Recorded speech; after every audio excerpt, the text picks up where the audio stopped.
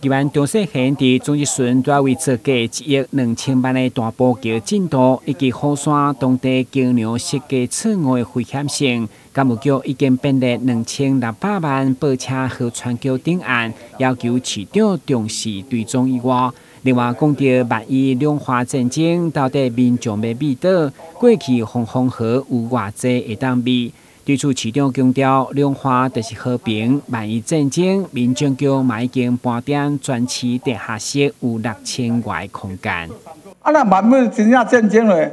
你咧防空，即马叫做防空河啦，吼，防空洞啦，到底是有偌济人或者百姓避啦？啊，防空河，咱即马设计拢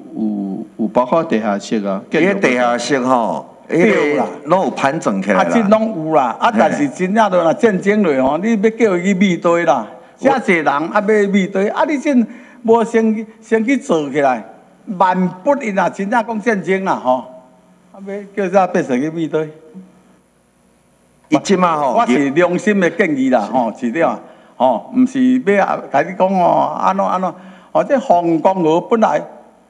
我讲啦，两岸若和平就上介好啊，敢是啊？迄个局长啊，是，两岸若和平上介好啊，吼。伊即马有盘整起来哦，咱台南市拢总，咱像我印象，咱6000几个迄个避难设施啦，吼，啊，迄个拢有差不多，即马地下室嘛，即马都有大楼都有地下室，拢总会当互容纳有300几万的人啦。台湾徛伫关心民生，永远甲人民徛做伙为议题来质询，嘛希望官员拄着代志毋通拖沙，负责任的态度，替民众争取经费解决。台南新闻，军事林英光采访报道。